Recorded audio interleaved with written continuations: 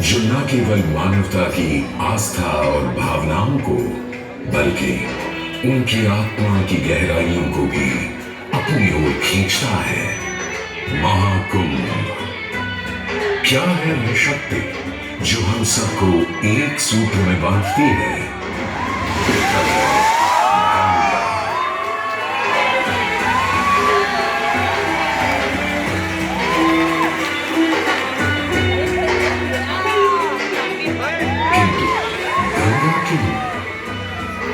क्योंकि गंगा कोई नदी नहीं है, आस्था की अविरल तरल धारा है गंगा। विश्वासों की वाहिनी, संस्कृतियों की सरिता है गंगा। और इस स्थान पर, इस प्रयागों के राज में श्वेत रंगा गंगा का संगम होता है अपनी दो बहनों श्यामल वर्ण यमुना और अदृश्य सरस्वती से। और इस त्रिवेणी संगम के कारण ही यह जगह इतनी महत्वपूर्ण हो जाती है। गंगा के उद्गम के बारे में जो पौराणिक कथा प्रचलित है वो बड़ी ही रोचक और मनमोहक है। तो आइए क्यों न आज हम आपको गंगा अवतरण की कहानी सुनाएं, दिखाएं।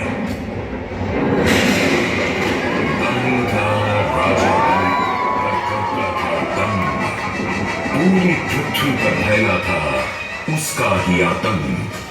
उसके आतंक को रोकने विष्णु ने धरा एक रूप, 52 अंगुल का बौना बनकर पहुंचे जहां था भूत।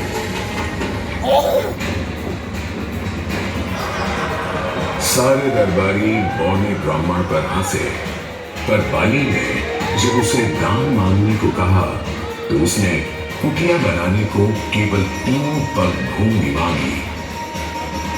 पर जब बौने ब्राह्मण ने भूमि नापनी शुरू की तो जैसे भूचाल दिया गया। वामन ने पहले पग में पूरी धरती नाप ली और अगले कदम से स्वर्ग।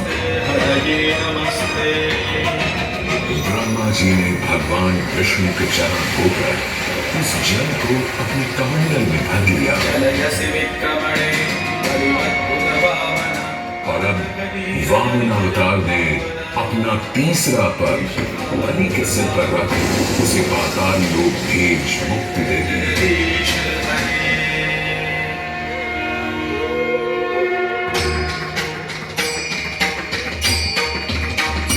अब स्वर्ग लोक में भगवान ब्रह्मा जी ने जब चरणामृत में हाथ डाला तो वहीं से निकल आई चंचल निर्मल धवल गंगा जी। पवित्रा किंतु चंचला, आज से तू मेरी पुत्री और नाम तेरा गंगा।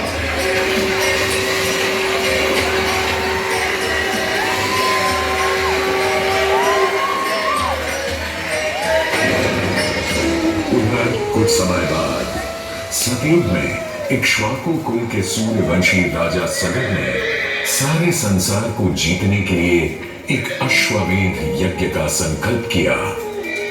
सुने सुने सुने सब सुने, यह चिन्हित पूजित धवल अश्व जहां भी जाएगा वो भूमि राजा सगर की मानी जाएगी। यदि किसी ने इस अश्व को रोका या पकड़ा तो उसे सगर के 60,001 पुत्रों और उनकी लक्षाधिक सेना का सामना करना पड़ेगा।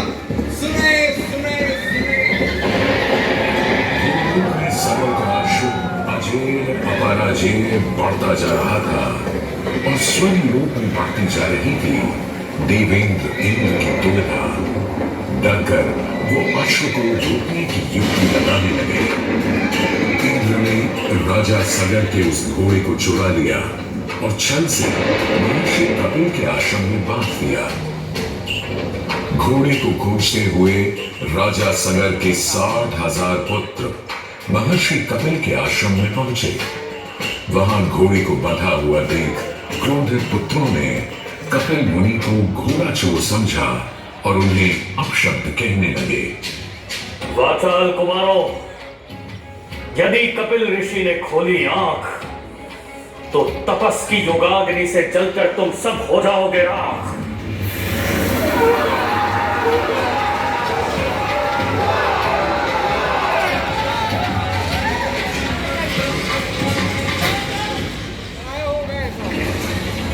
उधर सगर थे चिंतित। न अश्व का पता था, न पुत्रों का कोई समाचार। पिता का दुख देख पुत्र अंशुमन चल पड़े खोज पर। जब महर्षि कपिल के आश्रम पहुंचे तो देखा अश्व को और साथ ही अपने 60,000 भाइयों की भस्म को। महर्षि से की क्षमा याचना और पूछा तर्पण का उपाय। तुम्हारे भाई थे घमंडी, अविवेकी और अभिमानी। भस्म कर दिया उन्हें मैंने, जो उन्होंने मेरी नहीं मानी। गंगाजल, केवल गंगाजल ही दे सकता है मुक्ति उन्हें, जो भस्म हुए तुम्हारे परिजन। अंशुमन को अपने भाइयों के तर्पण के लिए गंगा को लाने का बहुत मन था, किंतु किसी को राजधर्म भी तो निभाना था और राज भी चलाना था। देखते देखते 7 पीढ़ियां गुजर गईं, पर 7 पीढ़ियों के बाद समय आने पर राजकुमार भगीरथ ने राजा बनने से साफ मना कर दिया।